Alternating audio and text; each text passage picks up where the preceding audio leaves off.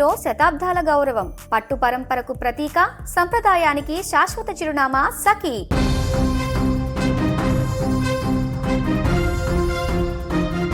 గత 2 రోజులుగా తెలుగు రాష్ట్రాలతో పాటు దేశవ్యాప్తంగా గ్యాస్ కష్టాలు ప్రజలను ఉక్కిరిబిక్కిరి చేస్తున్నాయి.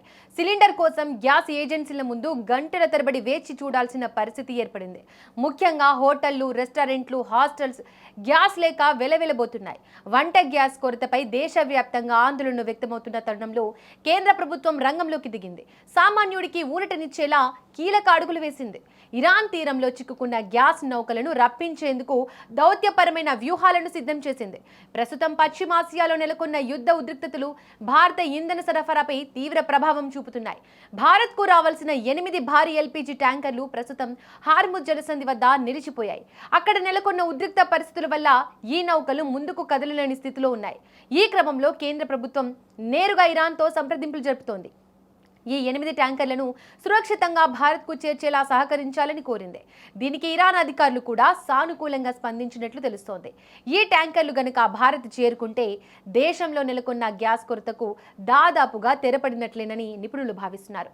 ఇక మరోవైపు దేశవ్యాప్తంగా గ్యాస్ కష్టాలు తీవ్ర రూపం దాల్చుతున్నాయి. కేరళలో పరిస్థితి మరీ దారుణంగా ఉంది. అక్కడ సుమారు 40% హోటళ్లు వంట గ్యాస్ దొరకక మూతపడ్డాయి. వాణిజ్య సిలిండర్ల కొరత వల్ల వ్యాపారాలు నిర్వహించడం అసాధ్యమని యాజమాన్యాలు ఆవేదన వ్యక్తం చేస్తున్నాయి. తెలుగు రాష్ట్రాల్లోనూ పరిస్థితి ఇందుకు భిన్నంగా ఏమీ లేదు. గ్యాస్ ఏజెన్సీల వద్ద వినియోగదారులు బారులు తీరుతున్నారు. ఇంధన కొరత లేదని ప్రభుత్వం చెబుతున్నప్పటికీ క్షేత్రస్థాయిలో సరఫరా నెమ్మదించడం ఆందోళన కలిగిస్తోంది. ఇదే సమయంలో కొందరు అక్రమార్కులు గ్యాస్ను బ్లాక్ మార్కెట్లో విక్రయిస్తూ సామాన్యుడిని దోచుకుంటున్నారు. వీరిపై కఠిన చర్యలు తీసుకోవాలని కేంద్రం రాష్ట్రాలను ఆదేశించింది.